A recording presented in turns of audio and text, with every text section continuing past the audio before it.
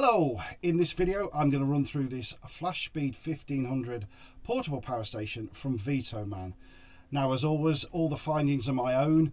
If I like it, I'll tell you. If I find something that I don't like, I'll tell you. I'm not influenced by them at all. I'm allowed to say what I like. So I'll give you a straight talk, I'll show you through it, and I'll give it you in layman's terms. As I've always said, I'm not electrically trained, so I'm basically showing you as if you're me and you know a little bit, but you want to see if this unit is suitable for you.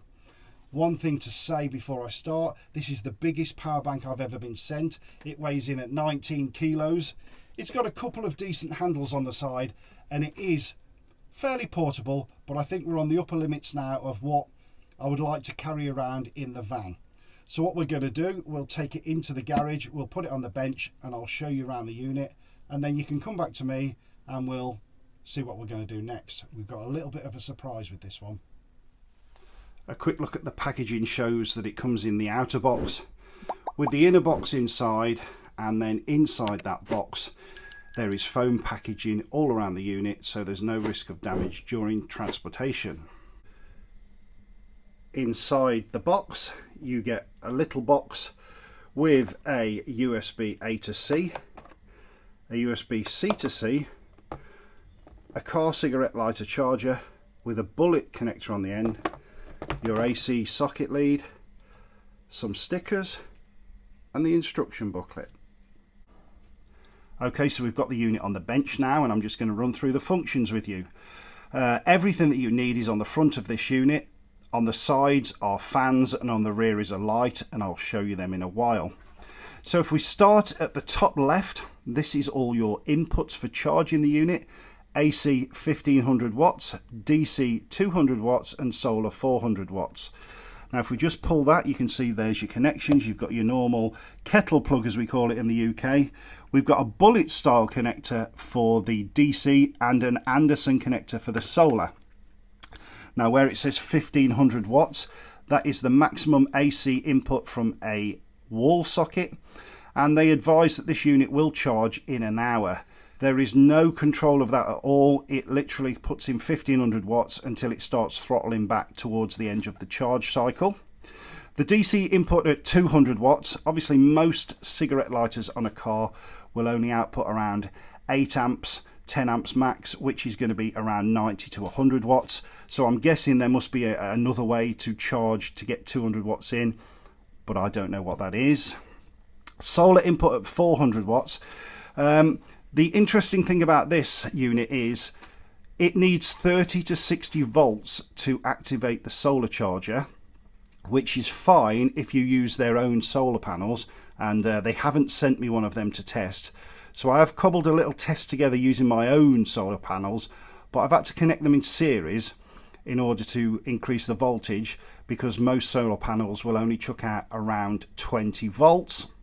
So connecting them in series increases the voltage to 40, but by doing that I've lost some of the wattage because I've had to use two mismatched panels. I'll show you that in a moment. You've got two USB-Cs there. This is a very interesting function. This unit will actually jumpstart a car with a flat battery. You have to purchase the connector to go into there. I'll put a picture on the screen. They didn't send me one of them. And this is for the expansion battery to double the capacity of the unit. You've obviously got your normal cigarette lighter output on the DC side, along with two bullet connectors. You've got your normal USB-As, including a quick charge one, and then here in the UK, three 3-pin UK sockets. So it's pretty simple. You pick any section you like to turn on. If we press the DC, I didn't hold it for long enough, there we go. You can see that the DC light comes on. It's telling us there's 51% in it at the minute. If I press the USB type C and USB sign comes on.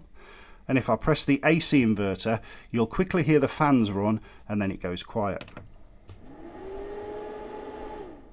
And there you go. So all three of them are now active, and you can see at the minute we're not drawing anything, but it will sit there for 38 hours should you want it to.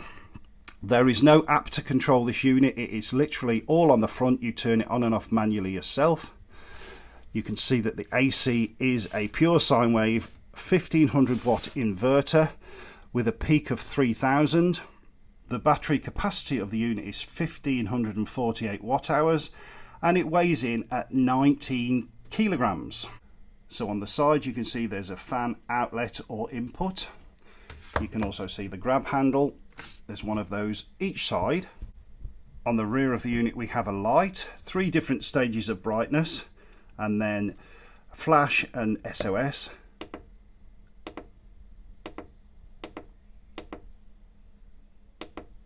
And then press to off.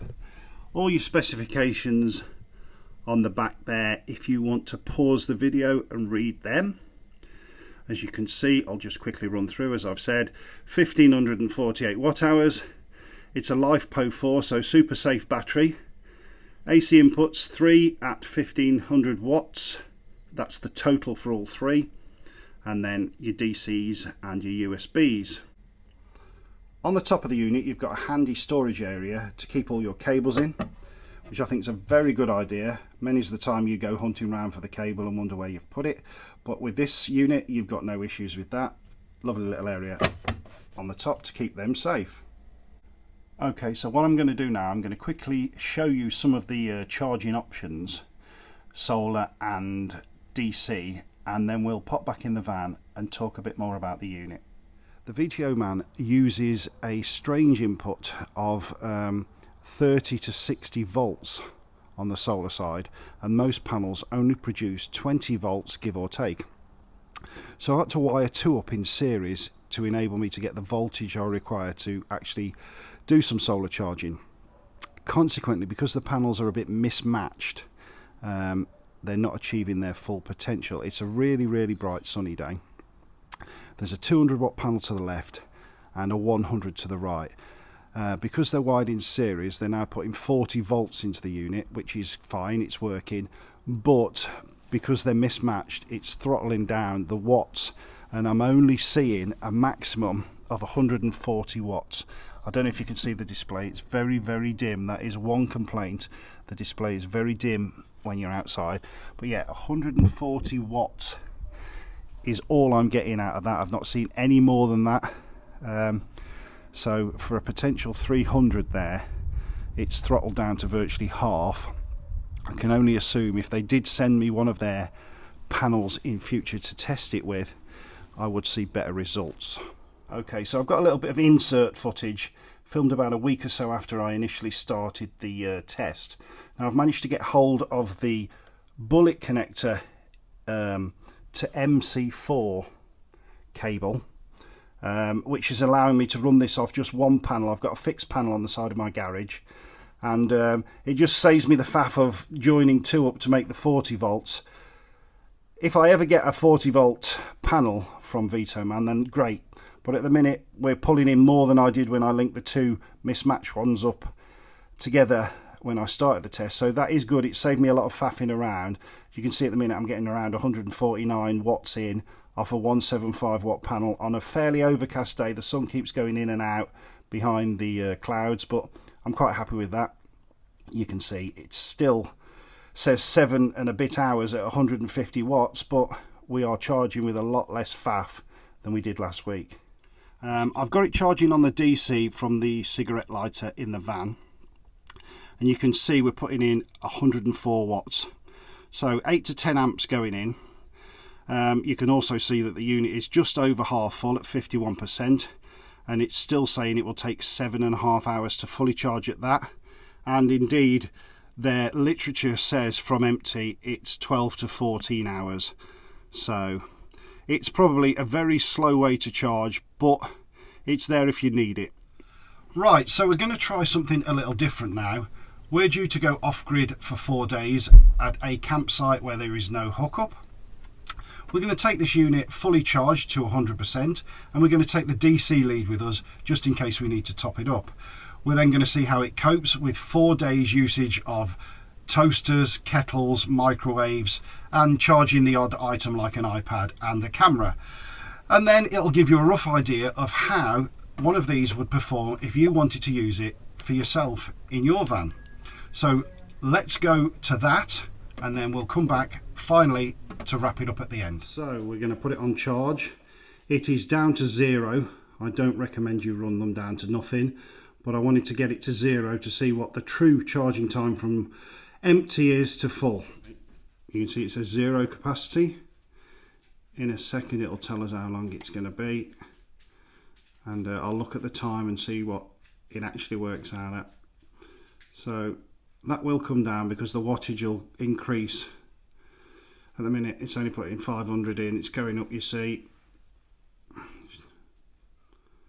Should come to around 1500.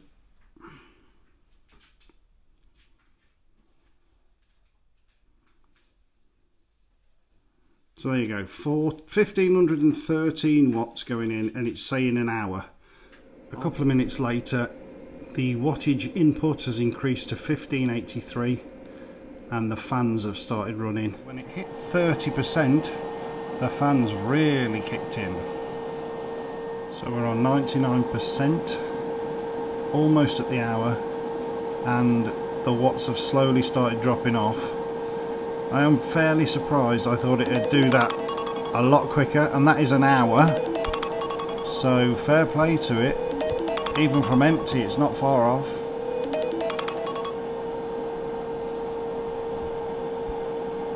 Most of these units start dropping down way before 99%.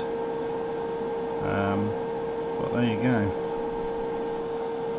So there you go, 100%, and if that was an hour and 1 minute, that's all it was. That is amazing.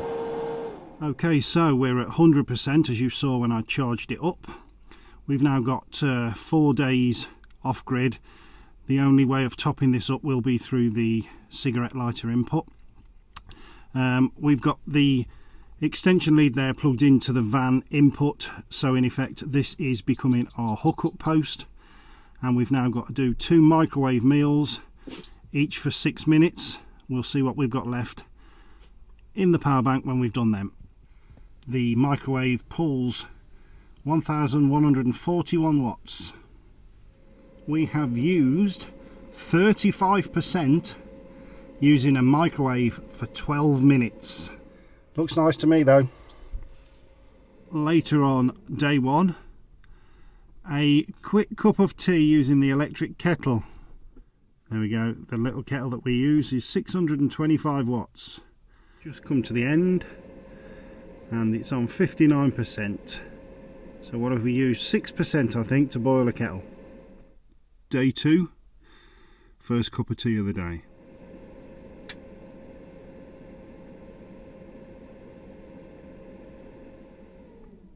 Okay, next test is some toast for the morning.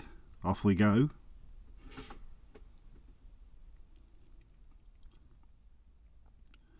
So what does the toaster pull? 807 watts. We'll see how it goes when we come back. We'll have done 2 lots of toast. Right, that is 2 lots of toast done, and we're down to 41%.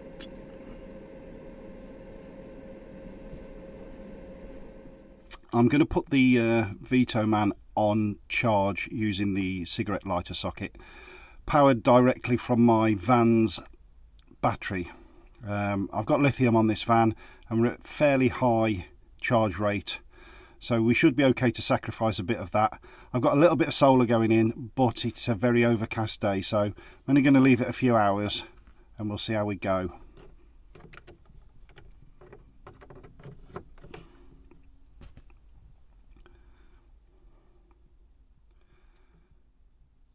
Right, so there you go, it's charging, it's putting 100 watts in, and I think my solar at this point in time was putting something like 40 odd watts in, so there's a little bit of a deficit, but we should be okay to put. Right, we've now had that on just under 3.5 hours and we're up to 62%. I'm going to leave that now because obviously I don't want my van batteries to deplete, but I will check what they're on and add a graphic to see how much we've actually used. Right, so it's day 3 now. Obviously after I put a bit of charge in yesterday, we didn't use it again, so we're now on 62%. I should think there'll be no need to top it up again for the rest of the weekend, but we'll use it again for the kettle this morning and see how we go. I think we're just coming to the end of the kettle boiling now, and typically it looks like we use about 6% to boil a kettle of water. Yeah, there we go. Again, a bit of toast in the morning, off we go.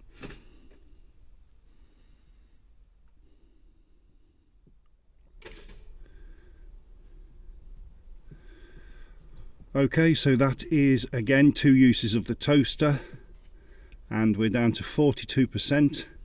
Another cup of tea.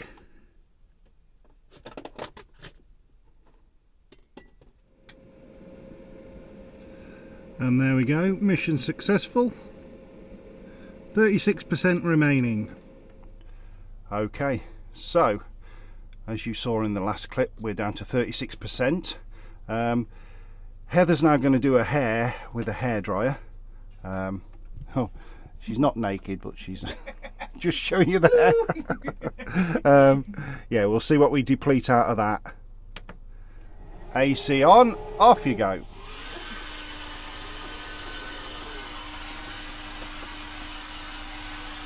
Is that only on setting 1, by the way? That's on the high one. Oh, that's on high. Right, so yeah, the hairdryer's what, just under 1300 watts, so this should cane it for a bit. However, she has got quite short hair at the moment, so it shouldn't be too bad. You'll notice as well I have pulled it up from in the footwell of the van for this, because I am going to top it up a little bit after this. We've still got to do tea and toast this morning, so I will just put a bit more back into it later. So she's just dropped the hairdryer down to the lower speed and heat setting, just to do a bit of finishing off now. So you can see it's half the wattage on a lower speed. And there we go, not too bad really, because she's got fairly short hair. We've only used 4% there, so weren't too bad, even though it's probably the highest wattage thing we've used all weekend. We didn't use it for long enough to worry about that. So I will stick this on charge now, just through the 12-volt socket for an hour or so, just to top it up, and we'll do a bit more tea and toast. I won't bother filming all that, I'll just show you what we've done after that, percentage wise, because you've seen already on this video numerous tea and toasts. Alright, so I don't know if you can see that on the screen, I've got a bit of backlight unfortunately. Just pointing out that when you're actually charging, the deficit is taken off what you're using. Makes sense, but normally it's 600 and something watts being used by the kettle. It's showing 500 and something at the minute, because obviously we're putting in 100 and something. Right, so after this morning's tea and toast escapades, we're now down to 12%, but we are charging. So we only need this again really later on today for another tea, and possibly first thing in the morning. So I'm only going to get up to about 20% maybe, and then we'll just see how we go. So it's the final morning now. We've been using this for 3 full days, 4 nights away. Can safely say it's coped really, really well. And if we hadn't used the microwave for the first day, I don't believe we'd have had to recharge at all. So definitely something I would recommend if you're looking for a power bank that's in the cheaper price range with less faff. You know, there's no remote control on it or anything like that. It is basically as you see it. You press the button you want, you do what you want. It's coped really, really well. So yeah, I'm really impressed with it. We've just got one more kettle of water to do, and you can go back to me in the van now for the wrap up of this video. Right, so there you go then. That was the Flash 1500 portable power station from Vtoman. Now, these are a really good price at the moment. As of filming this in June 2024, they're listed as the price I've got on the screen. If I get any more discount or a discount code, please look in the description below, and you may even be able to save yourself some more money. Hope you enjoyed the review. If you did, as always, do what it says on the screen, and I will catch you on the next video. Bye bye.